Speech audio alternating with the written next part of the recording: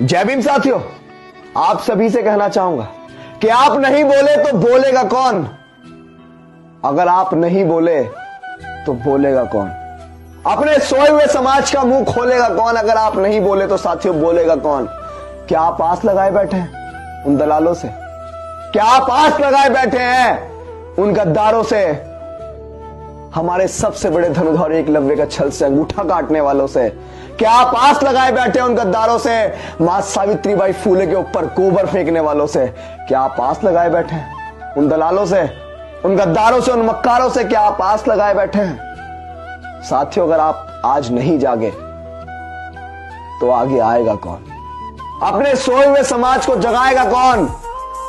अगर आप नहीं बोले तो साथियों बोलेगा कौन? आप कब तक बनेंगे दूसरों की भीड़ का हिस्सा? कि आप कब तक बनेंगे दूसरों की भीड़ का हिस्सा? गौरव गाथा से भरा पड़ा है बहुजन समाज का किस्सा। गौरव गाथा से भरा पड़ा है बहुजन समाज का किस्सा। मानवता, दया, करुणा, साहस और विद्वता। कि मानवता, दया, करुणा और साहस और विद्वता अपने सोए हुए समाज को आप नहीं सुनाएंगे तो साथियों सुनाएगा कौन? आप नहीं सुनाएंगे तो साथियों सुनाएगा कौन? आप नहीं बोले तो बोलेगा कौन? अपने सोए हुए समाज का मुंह खोलेगा कौन? पता है किसने कहा था हमें बोलने वाला समाज बनाना? पता है किसने कहा था हमें बोलने वाला समाज बनाना है? एससी, एसटी, ओबीसी, माइनॉरिटी को मिल बहुजन समाज बनकर इस देश की सत्ता को हथियाना है। उन्होंने घर छोड़ा, नौकरी छोड़ी, अविवाहित रहे। उन्होंने घर छोड़ा, नौकरी छोड़ी, अविवाहित रहे। हमारे मान्यवर काशीराम साहब के लगाए हुए पौधे को अब सींचेगा कौन? इस देश में अपने लोगों को जाति दलदल से अब खींचेगा कौन? साथियों, अगर आप नहीं बोले तो अब बोलेगा कौन? अपने सोए हुए समाज का मुंह खोलेगा कौन? अगर आप नहीं बोले तो साथियों बोलेगा कौन? मान्यवर काशीराम साहब एक बात कह के गए थे कि जिनके हुक्मरान होते हैं उनके साथ कभी अत्याचार नहीं होते हैं। और जैसा आपको दिन ब दिन दिखने को मिल रहा होगा कि जिनके हुक्मरान होते हैं वो लोग अगर कुछ गलत भी करते हैं, वो लोग रेप जैसी घटनाएं करते हैं, उसके बावजूद भी उनके पक्ष में पंचायतें होती हैं। आप समझ रहे होंगे, अभी तक हम भूले नहीं है वो हाथरस वाला कांड। अभी तक हम भूले नहीं है वो ठेका पर था जो हमारे लोगों के ऊपर थोपी गई। और बहुत सारे साथियों ने शहादत भी दी। भाई अनिल वाल्मीकि ने शहादत दी। क्या आप भूल जाएंगे? क्या आप भूल जाएंगे बाबा साहेब की कुर्बानियों को? क्या आप भूल जाएंगे मान्यवर काशीराम साहब की कुर्बानियों को?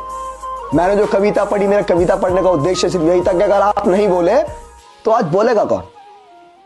जो बाबा साहेब हमें दे के गए वो दूसरे लोगों तक पहुंचाएगा कौन अगर आप नहीं बोले तो? सोचिए ना,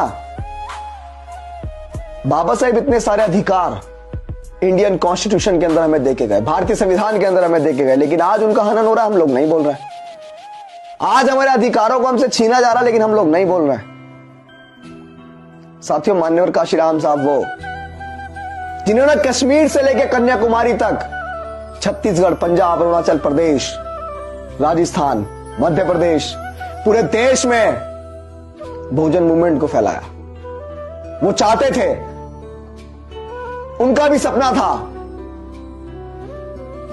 कि बहुजन समाज इस देश की सत्ता को हासिल करे जिसको हमें कभी छूने का मौका नहीं दिया गया। लेकिन हमारे नौजवान साथी आज भटक रहे हैं जगह जगह।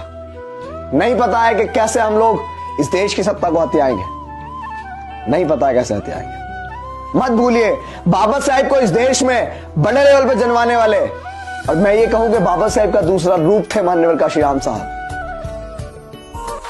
आपको नहीं भूलना है मान्यवर काशीराम साहब को भी। मान्यवर काशीराम साहब वो शख्स थे जिन्होंने अपना घर परिवार छोड़ा, जिन्होंने अपनी नौकरी छोड़ी, जिन्होंने ये कस्में ली कि मैं कभी घर नहीं जाऊंगा, ये समाज ही मेरा घर है, मैं कभी धन संपत्ति नहीं रखूंगा, ये समाज ही मेरी धन संपत्ति है, मैं कभी शादी नहीं करूंगा, मैं किसी के मरे में नहीं जाऊंगा, मैं किसी की खुशी में नहीं जाऊंगा। सोचिए, ये प्रतिज्ञाएं में बहुत आम लग रही होंगी, लेकिन जब इन प्रतिज्ञाओं के साथ हम अपना जीवन व्यतीत करेंगे, जब पता लगेगा कि कितनी कठिनाइयों का सामना होता है।